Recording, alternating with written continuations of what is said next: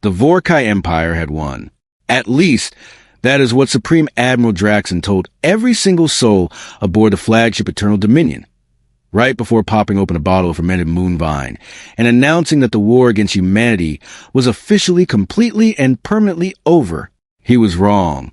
Spectacularly wrong. Cosmically wrong. The kind of wrong that gets you a chapter in history books under the title, What Not to Do When You Think You've Won. But let us start from the beginning, shall we? The Vorrkai had been watching Earth for approximately 300 years. 300 years of careful observation, patient planning, and incredibly detailed notes. They cataloged every human military base, every fleet carrier, every orbital defense platform, every missile silo, and every satellite. They had spreadsheets, actual spreadsheets, with color coding. Admiral Draxon was very proud of those spreadsheets.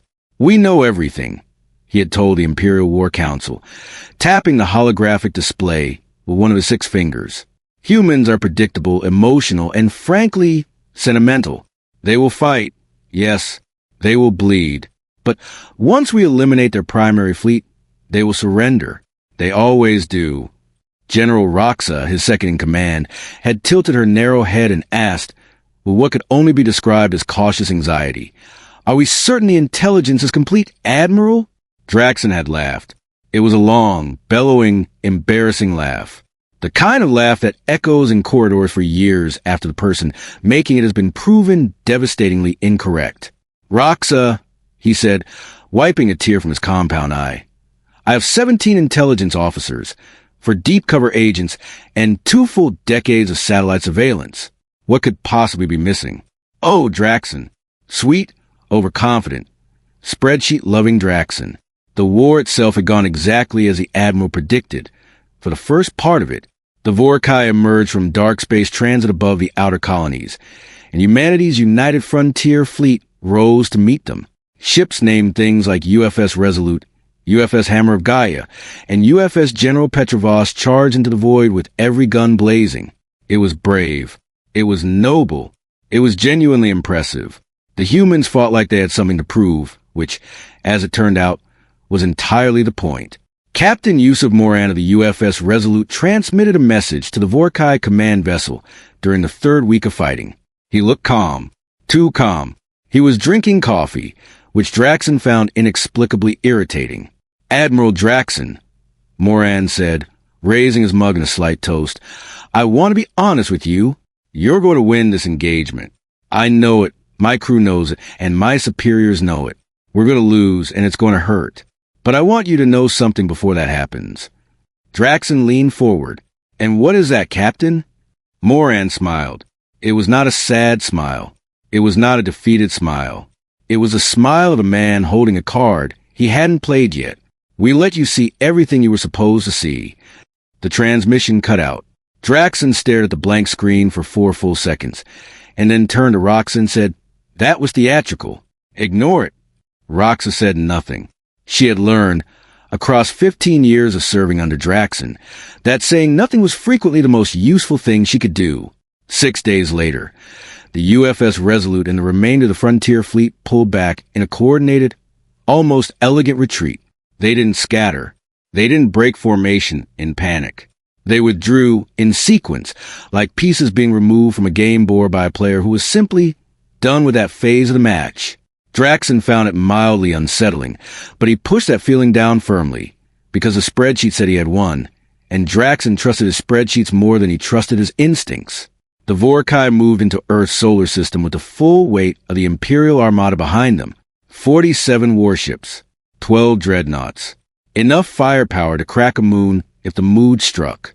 Draxon stood on the bridge of the Eternal Dominion and watched Earth rotate slowly on the view screen, blue and green, and utterly unaware how completely it had been defeated. "Open a channel to their world government," he said. "It is time for the surrender ceremony." The channel opened. On screen appeared a human woman. She had short gray hair, sharp eyes, and the composure of someone who had not slept in 3 days and was absolutely fine with that. Her uniform bore 4 gold stars on the collar. "Admiral Draxon," she said. Her voice was steady, not defeated, not trembling, steady, in a way that made Roxa's spine tighten instinctively. "This is Fleet Marshal Kovac. We've been expecting your call." "Then you are prepared to submit terms of surrender," Draxon said. Marshal Kovac looked at him for a long moment. Then she glanced sideways, just briefly, at something off-screen. A small glance, the tiniest movement of her eyes. And then she looked back at Draxon, and the corners of her mouth moved, not into a smile exactly, but into something adjacent to one.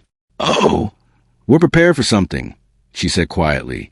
"Just not what you're thinking." Behind her, on the wall of whatever room she was standing in, Draxon noticed a display. It showed a star map. Earth was at the center, and around it, emerging from positions that is 17 intelligence officers and 4 deep cover agents and 2 full decades of surveillance had never once recorded, were fleet signatures. Hundreds of them. Draxon's mouth went dry. "Roxa," he said slowly, "pull up the long-range sensors." Roxa already had. She was staring at the readout with the expression of someone who had suspected this was coming and was still not at all happy to be proven right. "Admiral," she said carefully, "those are human vessels." "How many?" A pause. "All of them," she said.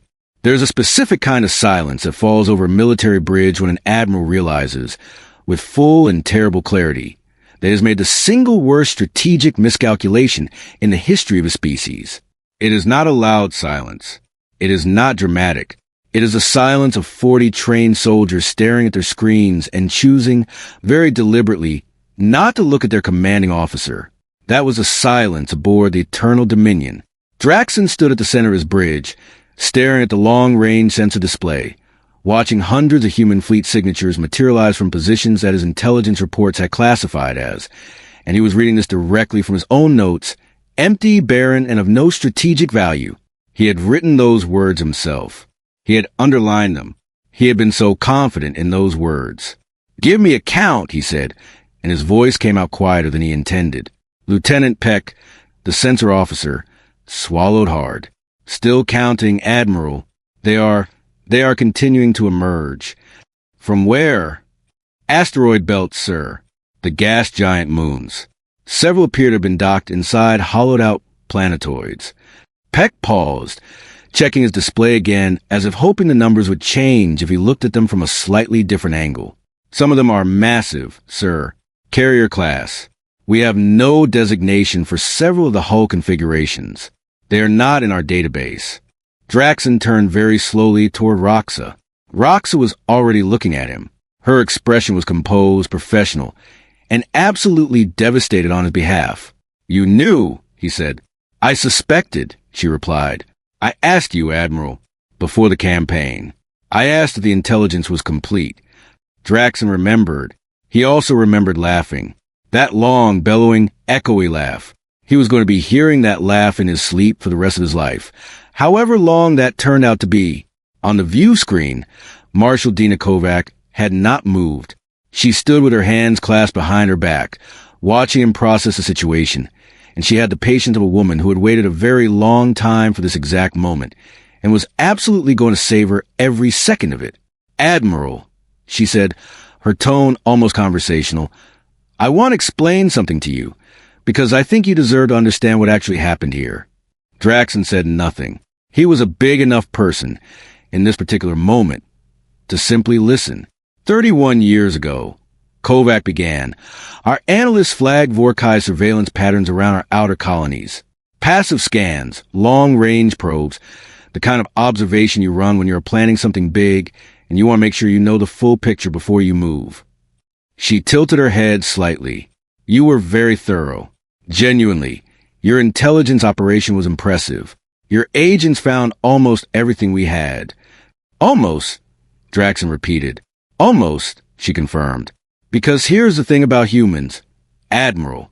We are not particularly good at hiding things we want people to see. We are, however, extraordinarily good at hiding things we do not want anyone to find." She unclasped her hands and gestured broadly at the sensor display behind her. Project Deepwell. 30 years of construction. Inside asteroids, inside moons, inside pressurized caverns 3 kilometers below the surface of rocks your own charts labeled as worthless. 1,200 ships, Admiral. Built in silence. Crewed in silence. Running dark in silence. Waiting. Draxon looked at the sensor count. It had stopped updating. The final number sat there on his display, like a personal message from the universe, informing him that arrogance, however well-organized and color-coded, has a cost. 1,214 vessels. You sacrifice your frontier fleet, Draxon said slowly, and it was not a question. It was the sound of a military mind finally assembling a puzzle that had been handed in pieces over weeks. You let us defeat it deliberately. Kovac nodded once. Captain Moran volunteered. Every crew member on every ship in that engagement volunteered. They knew the plan. They fought hard enough to be convincing, pulled back at exactly the right moment, and drew your entire armada into the system. She paused. You came in 47 ships deep because you believed the threat was neutralized. You brought your full armada because you wanted the ceremony to be impressive. You wanted the photographs. Draxon thought about the surrender ceremony he had planned, the formal arrangement of ships, the broadcast to every Vorrkai colony, the speech he had rehearsed 3 times in his quarters the night before. I had a speech, he said quietly, and mostly to himself. Roxa, to her eternal credit, did not comment on this. Admiral Draxon, Kovac said, and her voice shifted slightly, losing its edge, becoming something that was not quite warm but was at least not cold. I am not interested in destroying your fleet. I want to be very clear about that. 47 ships and their crews going dark in the system helps no one, including us. What I am interested in is a conversation. A real one. Without color-coded spreadsheets and without surveillance satellites, and without either of our sides pretending they know more than they do. Draxon straightened. Whatever else he was a military officer, and military officers do not fall apart on their own bridges. He had made a catastrophic error in judgment. He had underestimated humanity so thoroughly that it was almost artistic. But he was still standing, his fleet was still intact, and the humans, notably, had not fired a single shot. That last part was interesting. You could end this right now, he said. You have the numbers and the position. Why haven't you fired? Kovac looked at him steadily. Because we built 1,200 ships, so we would never have to use them. That is the point, Admiral. That has always been the point. You do not build a weapon you intend to fire. You build it so clearly, so undeniably, so overwhelmingly, that the other side does a math and decides firing first is not where the answer they will receive. The bridge was very quiet again, but it was a different kind of quiet now. Not the silence of humiliation. Something more complicated. Lieutenant Peck cleared his throat. Admiral, the human fleet is holding position. No weapons are charged. No targeting locks detected. Roxa spoke carefully. They are waiting for us to respond, sir. Draxon looked at his fleet count. 47 ships. He looked at the sensor display. 1,214 ships. He looked at Marshal Kovac, who was still standing in the same position she had been in since the channel opened, composed and patient, and entirely uninterested in gloating, which was, frankly, more unsettling than if she had been gloating. He thought about the spreadsheets. Then he pulled his chair back, sat down, and said, "Open a full diplomatic channel. Roxa, secure, recorded, and transmitted to the Imperial Council." He folded his hands on the console. "And someone please inform the Council that the surrender ceremony they were expecting will require some significant adjustments." Roxa opened the channel without a word, but Draxon caught the edge of something on her face as she turned away. Not a smirk. Exactly. Not quite a smile. But close. On the view screen, Marshal Kovac gave a single, quiet nod. Outside in the dark between planets, 1,214 human ships held their line, guns cold, lights steady, and said absolutely nothing because they did not need to. They had already said everything.